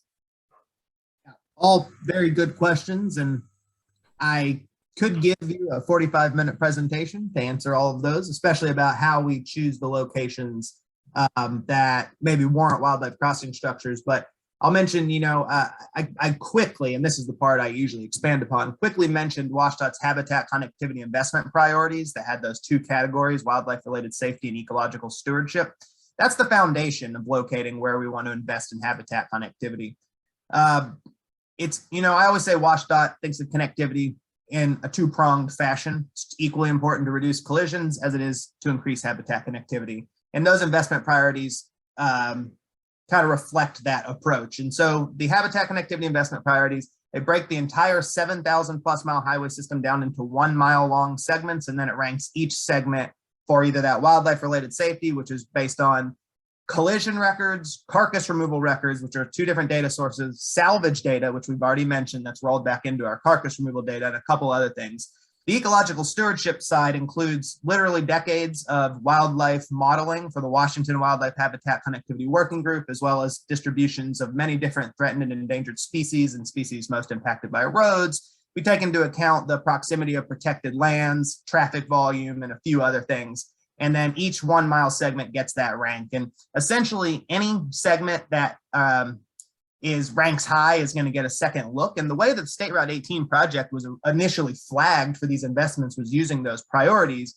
We had the fish barrier correction work that was happening, and we saw all of these fish barrier corrections were in or adjacent to a high ranking segment for one or two of those categories, which means we have to take a closer look at habitat connectivity.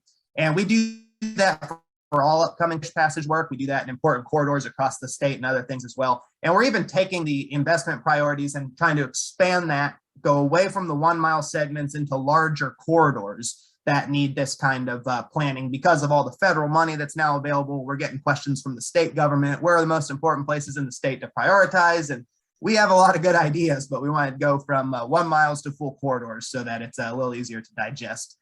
As far as determining overpasses versus underpasses, overpasses are a lot more expensive.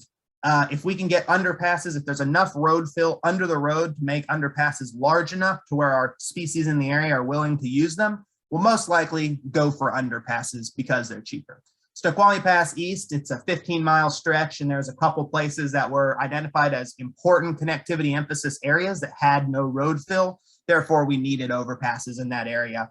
Snoqualmie Pass East will have 2 overpasses when it's all said and done, and over 20 gigantic underpasses. And the real awesome thing about Snoqualmie Pass, because there's a lot of questions on who uses what types of structures and what size, do animals prefer overpasses versus underpasses, that kind of thing. And we have 2 gigantic underpasses within a 1/10 of a mile from our overpass. And so we think of this as like this living classroom. Animals approaching these structures, they get a direct choice if they want to go under or over. And so we can start learning about what kind of species prefer what. And in this state, if they're big enough, I think underpasses would function for just about anything. The reason Snoqualmie Pass has especially needed some overpasses is it's at the southern end of that grizzly bear restoration zone. And grizzly bear, there's probably less than half a dozen in the state at any one point. If we're lucky, we're going to get them back in bigger number one days. And they may be a little more averse to using underpasses, although they probably will. But there's a few rare species that aren't in the area now that may require overpasses, so we're getting them in there now.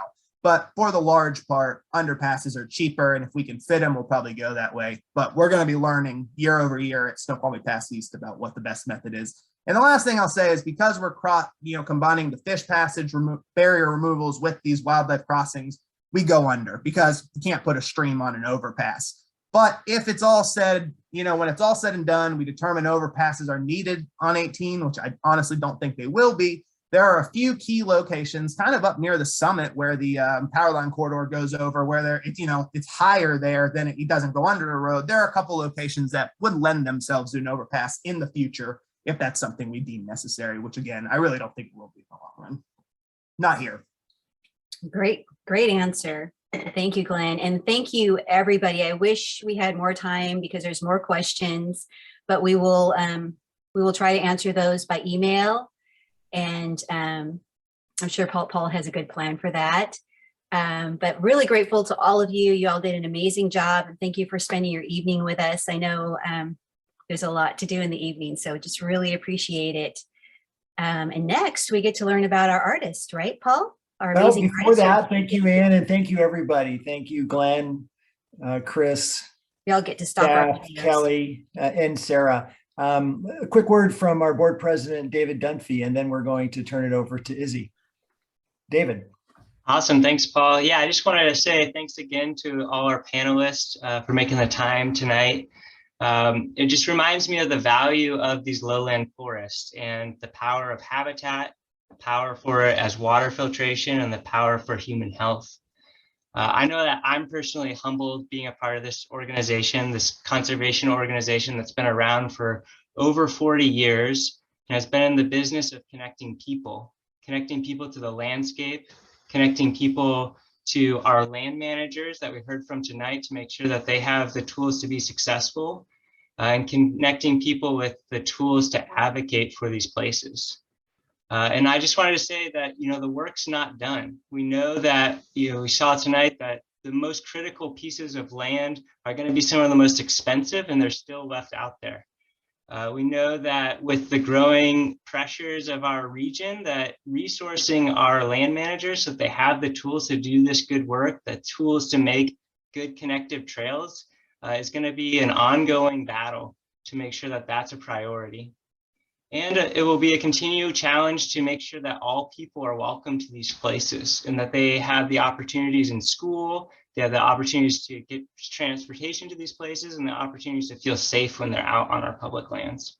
So I just wanted to say thank you to everybody that's a part of our organization that continues to do this work, and invite people to join us on our hikes, join us as ambassadors, join us as advocates for these places. And if you have the means, consider to donate to the club. Right now, we have active campaigns to make sure that Save Coal Creek has the resources to fix that critical connectivity. We have a campaign to make sure the Opportunity Fund has funds to help drive these last acquisitions, and that we collect money all the time so that the general fund is resourced so that the Trails Club can continue to do this work. So thank you for thinking about that. We'll throw a link in the chat, and then I'll hand it back to Paul in Izzy. Thanks so much, David. Thanks so much. And to wrap up, and for everybody who's waited, I think your patience will be rewarded. I want to introduce Izzy Edwards. Izzy is a 19-year-old and native Washingtonian who loves both photography and wildlife and has all her life. Izzy is going to share with us a little about what wildlife photography means to her, along with some of her work. Izzy, over to you. Great, thank you for having me, Paul. I'm just so excited to have the opportunity to be here this evening and share some photos and wildlife and some experiences. So I'll start sharing my screen. If you guys can all see this. Should be coming up just a sec. There we go. We got it. Well, yeah, I'm so excited to be here. My passion for wildlife photography started when I was really young. I really always loved animals, and my dad is a photographer. So when I was, at the young age, he really introduced me to documenting the natural world and, what amazing opportunities that can bring you with intimate experiences with our local wildlife. But even though I was photographing wildlife at such a young age, I really didn't get so much more professionally into it with learning my settings off of auto mode and really getting out into the wilderness, like finding different animal species until I found my spark species. And that was the orca. I really orcas, and I started watching Free Willy when I was really little, and I just really connected with that movie, and I love the story behind it. And researching more about the whales and coming to find out like all of the history behind particular southern resident killer whales was just so incredible and inspiring for me, and I really wanted to see more of these animals in the wild. So when I was a young teen, I actually had the opportunity to work as a marine naturalist, and I volunteered as a marine naturalist on a whale watching company out of Anacortes. And so I had all of these incredible opportunities to see orcas up close and personal that, I had never had before in my life. And this was really just shocking for me and so inspiring to get out more in nature. And it really, helped me harness skill in photography. And orcas are kind of hard subjects to photograph from boat because you have to have a fast shutter speed because they're coming up and cruising down. And so I really got to learn my settings with my camera during that time period. But unfortunately, as probably many of you know, our southern resident killer whales aren't doing very well. And within the past 5 years, their numbers have dropped significantly. And well, it's kind of been a steady drop over the past 10 years, but it's been really tragic to see, they're going starving from, lack of salmon, and they're having a lot of problems with boat noise. And unfortunately, whale watching is a problem with that. As soon as the southern residents come into the sound, whale watching boats kind of gang up on them, and it was really kind of a weird tension time and for the whale watching. And so I kind of stopped whale watching for a while, and I really haven't seen the southern residents in a really long time. But it led me to new things, and those new subjects were owls. And I really, had my first connection with an owl. I'd seen them growing up a lot with my dad. We'd go on birding walks to Vancouver, BC, which is just, right past the border in Canada, and hang out and look for owls in local parks there, as well as in Seattle when we could, and just had a lot of great experiences with them growing up. But it wasn't until I was a teenager that I really started recognizing these owls in the environment. I really just wanted to see them more and learn more about them, and that's when I really got obsessed. So this is one of our migratory species of owl here in Washington. This is a short-eared owl, and they come down to the Washington lowlands to hunt the marshy areas along the coast, mostly along the coast in the wintertime. And they'll be here for a few months, and it's really fun to see them. So this was this year in front of Mount Rainier. And Washington State is really a spectacular region to photograph and find owls because we have actually 15 species throughout different parts of the year. And that's quite a lot of owl species compared to other states throughout the lower 48. And so I really, wanted to start finding more of these species. So I set a goal for myself of finding all 19 of America's owl species. But first, I wanted to see all 15 of Washington State's owl species. So I kind of headed out on my quest, and this is probably the first owl that I saw the most of, because this is probably our most common species. Kind of unfortunate right now in the Pacific Northwest area as a whole. The barred owl, it kind of acts as an invasive species. I think, as someone mentioned earlier in the presentations, that they are moved over naturally from human planted trees. And so they are here not by human placement, but they came over naturally, and they have a lot of kind of bad effects, and they eat our smaller owl species, which is really hurting the diversity of owl species in the region. But it is really nice to see them still, because they're gorgeous and they're just, such amazing birds. If you've ever heard them, they make these crazy monkey calls, which are kind of like a "who cooks for you" sound. And so they're really interesting to watch. Common one we have here in Washington is the great horned owl, which you may have heard or seen up in the Issaquah Alps while hiking or recreating up there. And they're a quite large owl species. They're one of the most powerful owls in America. And they have, I think it's like a PSI of like up to 500 or 600, something crazy of that grip strength on their talons. But they're really powerful owls. And that was one of the more frequent species that I saw when trying to encounter all the species. And this is that same great horned owl nesting with chicks. And this was in central Washington in the Yakima area. They'll sometimes take up these kind of tiny rock crevices in these cliff faces, and they'll nest in there for safety from the elements and predators. And then this is another fun species we have it's in lowland Western Washington as well, is the northern Pygmy Owl. And they literally look like a tiny tennis ball that grew a tail sitting in the trees. They're so tiny. They can be as small as 4 inches tall, but they're usually around 5 to 6 inches. And they're just so small and so fun to look for, even though they're kind of difficult to find because they are so tiny. And even though they're so hard to find, there's quite a few of them throughout the state, and they're one of the least studied owl species. This is another one of those great horned owls. This is from this year, a fledgling hanging out in the moss. And I believe these were licorice ferns that grow on the trees. This was like a maple tree, I believe. And so he was fledging out of the nest. And when owlets first jump from the nest, most species, not all, are unable to fly. So they literally just plummet to the ground face first. And it's kind of harsh to watch because sometimes they'll fall like 40 feet to the ground, and they'll need to use their strength to climb the trees because they can't fly yet. So they'll use a couple days of gaining their strength to learn how to hop up and climb the trees and fledge to its full.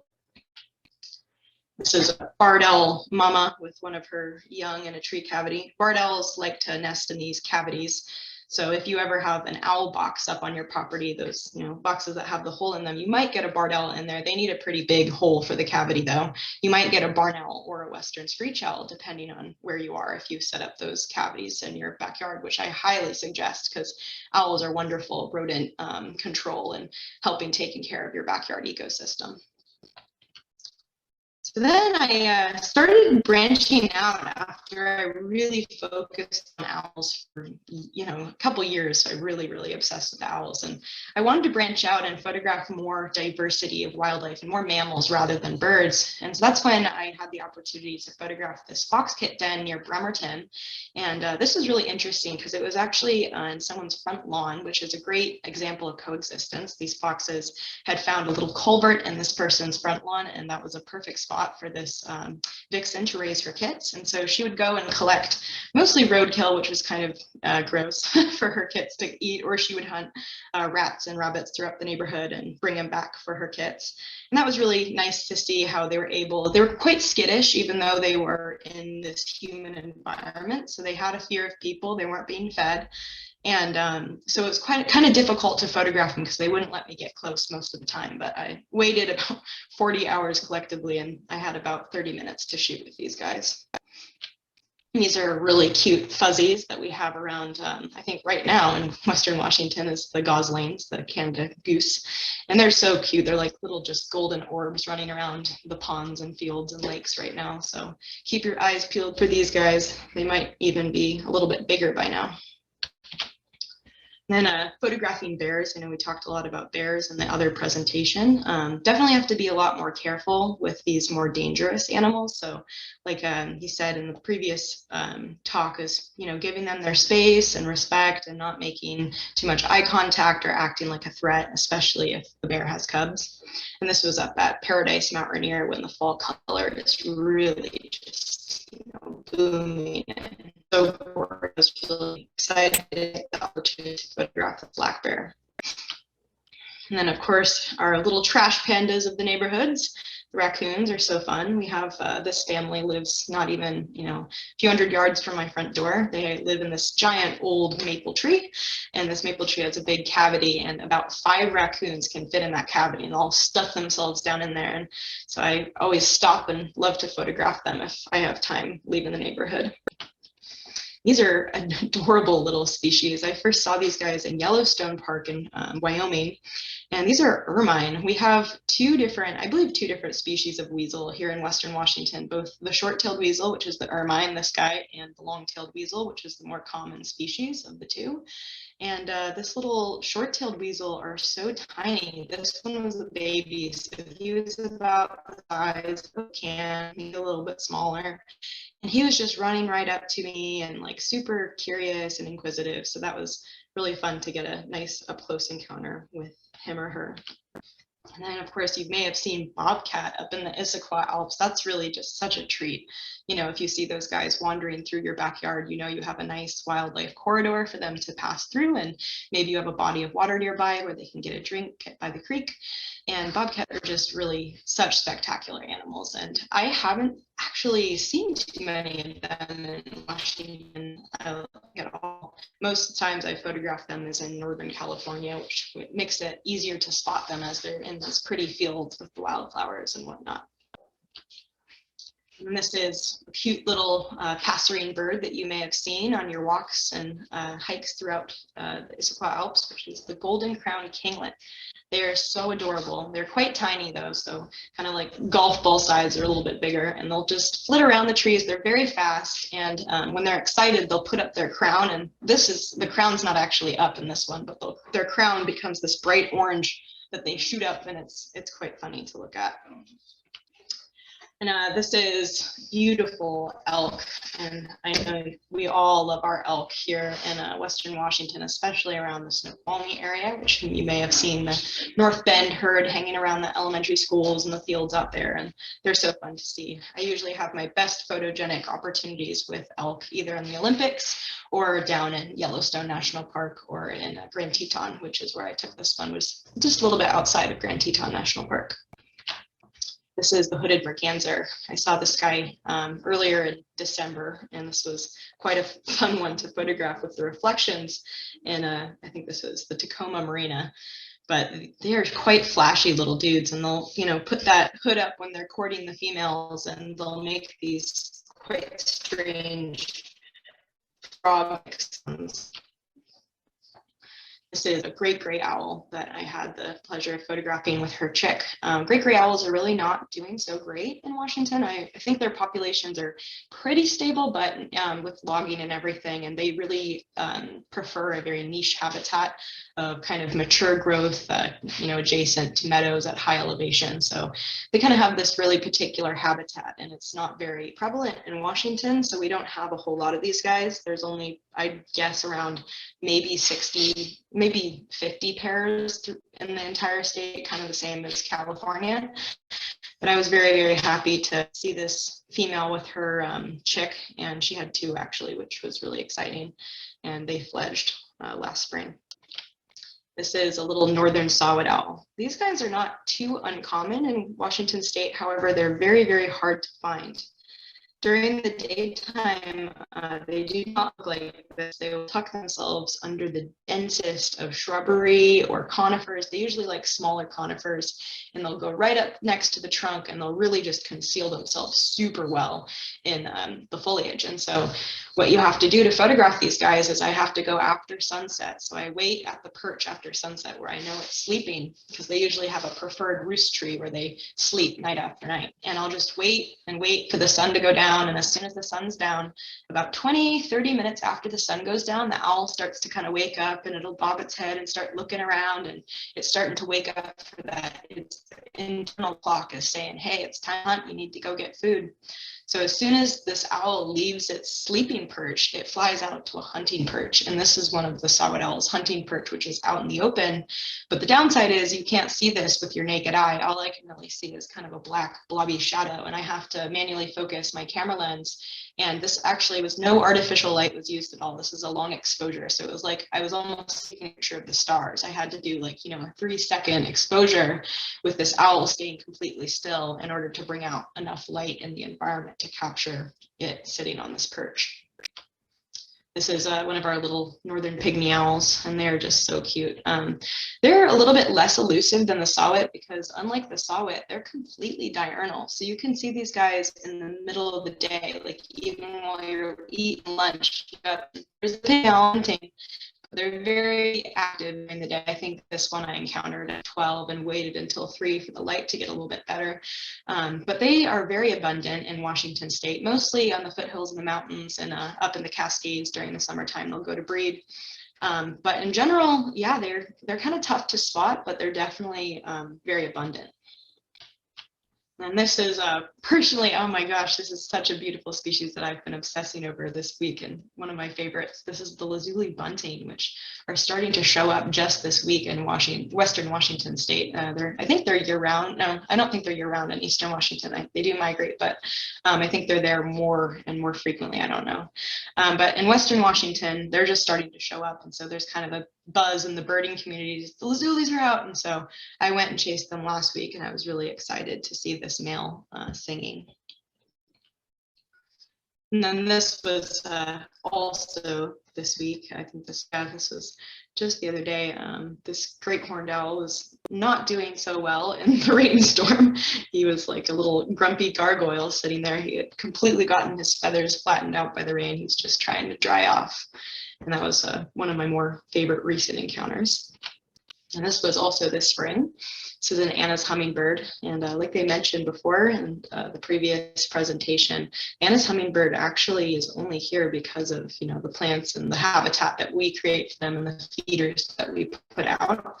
And so it's kind of interesting. We have Anna's hummingbird nesting in Western Washington. Like, that's just so interesting to me. But we do. And so it was really incredible to see this hummingbird feeding its young for the very first time. I've never seen a nest like this before. So that was very exciting. And watch this little one fled. There was only one because I don't think any sibling could fit in that nest. But very, very cool to come across this. This is another cool creature of the Cascades is the Pika. And Pika are kind of high elevation talus field living creatures. And they like to create haystacks and collect vegetation from the environment. And they are very adorable. They're kind of related to rabbits. And that is my presentation. This is my contacts for going to my website if you are interested in any of my photos, Instagram for looking at my gallery, and email for contact. Thank you for having me. Izzy, it's great. Thanks so much for sharing all of this. You know, you've kept the crowd here pretty good. Very few people left once you start presented. And please leave that up on the screen. We've had a number of people ask, you know, how they can follow you. So now everyone can see both your web address, your tag on Instagram, and your email. So thanks so much. And the quality of your photographs. I first saw you on Instagram last year, and I think it's a real honor. I'm thrilled to be able to give you this opportunity to share your work and your knowledge. You know so much, not only about the animals, but their preferred habitat and even some of their risks and the circumstances that may be unique to them. So it's very impressive, all of that knowledge. So thank you very much. And Izzy, yeah, we'll look. Sure, and we'll look forward for maybe other opportunities in the future. So with that, everybody, we're going to wrap up the program. Thanks so much for all of you that joined us this evening and have stayed on. And I'm so glad that we're able to wrap up this way, but there's so much work that the Trails Club does and still has to do. And David really hit upon it in so many important ways. And you saw tonight how important it is to have these really good, strong working relationships with all the people and the agencies that manage this land, as well as advocates and real spokesmen for the wildlife, like people like Izzy. So thanks, everybody. This concludes our program for this evening. And hey, I look forward to seeing you on the trails.